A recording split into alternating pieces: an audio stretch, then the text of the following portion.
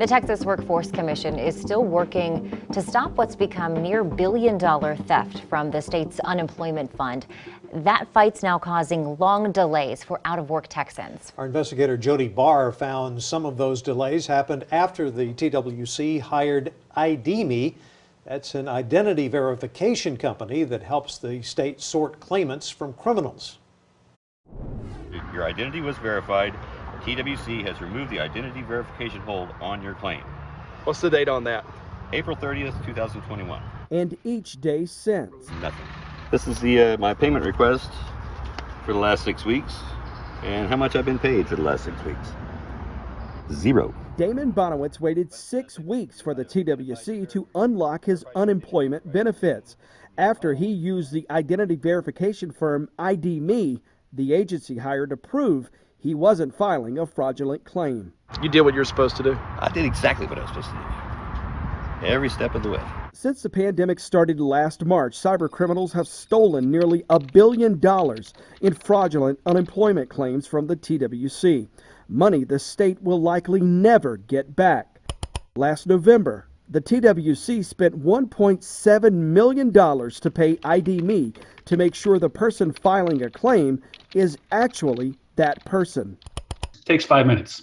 ID.me's Pete Eskew says his company uses government documents, cell phone bills, and credit records, along with selfies and video calls with claimants to verify identity. We've heard from several people that there is a severe delay between the time that they go through the ID.me system and the time that the TWC is notified of that verification. What exactly is that timeline by design? We will pass back every night the applicant pool, whoever went through that day, over to TWC. Our process is completed once we say this individual has certified their identity against our records. Whatever Texas does after the fact is part of their process. But our investigation found of the 4 pandemic unemployment funds, ID.me is only protecting the Pandemic Unemployment Assistance Fund.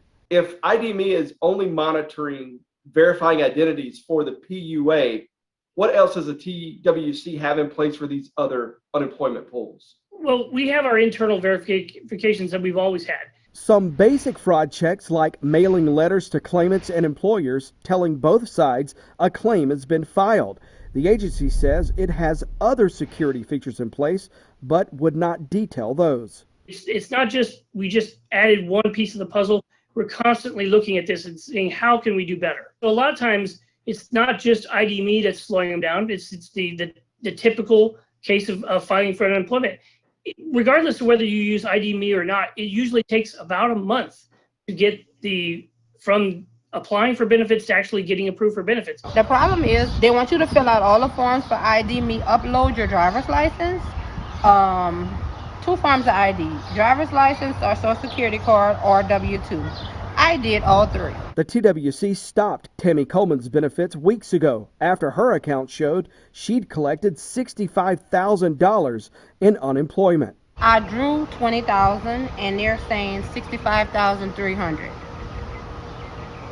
So clearly it's another Tammy, right? She went through the ID.me and verified her identity. Weeks later, she's locked out. And you may be on the hook for that if they don't sort this out. Exactly. So I need help. I need help from somewhere. I definitely need help because no way I got that amount of money and I have all my paperwork. I know I'm gonna be all right, but it's just when, you know? And what do I tell my bill collectors? Oh, just hold on another 30 days. It'll be okay. Well, some good news for Damon Bonowitz. The day after our interview, the TWC deposited his unemployment benefits. But, you know, the message we got from the TWC is that their fraud investigations take about a month, so be prepared to wait that process out. Well, as you reported last week, Jody, the TWC's paid out nearly $1 billion to fraudsters in the last 14 months.